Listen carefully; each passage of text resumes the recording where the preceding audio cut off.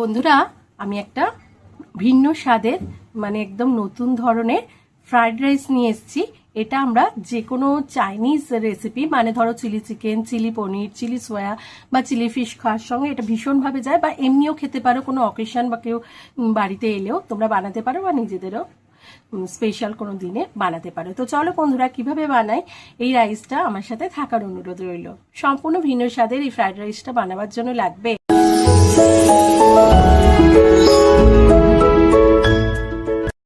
প্রথমেই আমি এই রাইস বানিয়ে নিয়েছি।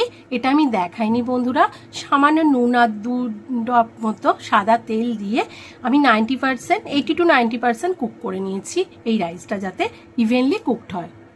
তারপর ঝরঝরে করে ফ্যান ঝরিয়ে নিয়ে একদম একটা প্লেটে ছড়িয়ে রেখেছি। এইবার একটা কড়াই বা প্যান বসিয়ে তাতে বেশ কিছুটা সাদা তেল অ্যাড করে দিয়েছি। তেলটা গরম হয়ে গেলে হাফ স্পুনের মতো একদম ফ্রেশলি চপড গোলমরিচ আমি দিয়ে দিলাম থেতো করে। তারপরে 1 স্পুনের মতো কাঁচা লঙ্কা মিহি করে কুচানো, তারপর 1 স্পুন আদা, তারপর রসুন দিয়ে নাড়াচাড়া করব।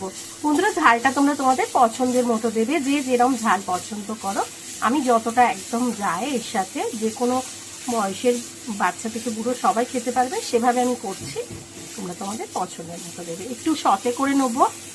এইভাবে একবার রাইসটা করার অনুরোধ রইল বন্ধুরা, অন্যরকম ফ্লেভার হয়। আর স্পেশাল তো চাইনিজ কোনো ডিশ বানানোর সঙ্গে এই রাইসটা করলে কিন্তু দারুণ লাগে, এমনিও খেতে খুব ভালো লাগে। মিনিট খানেক পরে হালকা রংটা চেঞ্জ হয়ে গেছে। মিনিট খানেক পর্যন্ত শুধু এটা নাড়াচাড়া করব। তারপর মিহি করে কুচনো 4টের মতো পেঁয়াজ দিয়ে দিলাম, এবং তার সাথে ক্যাপসিকাম একটা মিডিয়াম সাইজের কুচি অ্যাড করে দিলাম। অল্প নুন অ্যাড করব, অল্প কারণ আছে, আমি বলে দেবো। টেস্ট ব্যালেন্সের জন্য হাফ স্পুনের মতো চিনিও অ্যাড করলাম। চিনিটা অপশনাল, যার পছন্দ হবে না দেবে না, তবে স্বাদ ব্যালেন্সের জন্য এটা কিন্তু দিলে খুব ভালো স্বাদ হয়। বেশি দিইনি। আর ক্যাপসিকাম দেওয়ার পর একটু লাল রং ধরিয়ে ভাজা ভাজা করে নেওয়ার পর 1 স্পুনের মতো soya sauce, 1 spoon green chilli sauce, 1 spoon vinegar, 1 spoon red chilli sauce, half spoon মতো দিলাম। ঝালটা তোমরা প্রয়োজন মতো দিও। এবং 1 টেবিল স্পুনের মতো টমেটো কেচাপ অ্যাড করে দিয়ে খুব ভালোভাবে মিশিয়ে নেব। ওই জন্যই আমি নুনটা বলেছিলাম অল্প দিতে। এবার মিশিয়ে নেওয়ার পর টেম্পারেচার কিন্তু একদম লোয়েতে আছে, দিয়ে আমি রাইসটা অ্যাড করে দেবো।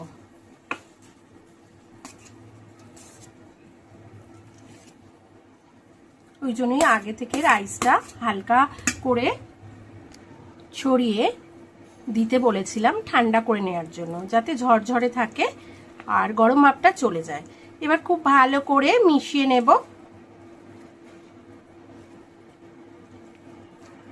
তো তৈরি হয়ে গেল, একদম সুন্দর করে মিশিয়ে নিয়েছি। এবার সার্ভ করে দেবো যে কোনো চাইনিজ আইটেম খাওয়ার জন্য, বা এমনিও কোনো রকম মানে ভিন্ন স্বাদের একটা ফ্রাইড রাইস।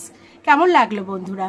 ভালো লাগলে লাইক শেয়ার কমেন্ট করো। আমার চ্যানেল নতুন বন্ধু হলে চ্যানেলটাকে সাবস্ক্রাইব করে নিয়ে পাশে থাকা বেল আইকন সহ ক্লিক করে নেওয়ার অনুরোধ রইল, যাতে আমি চ্যানেলে নতুন কোনো আপডেট দিলে সরাসরি নোটিফিকেশন তোমাদের কাছে পৌঁছে যায়। তো একবার বানাবার অনুরোধ রইল, প্লিজ। আর আমার সাথে থাকার অনুরোধ রইল। টাটা।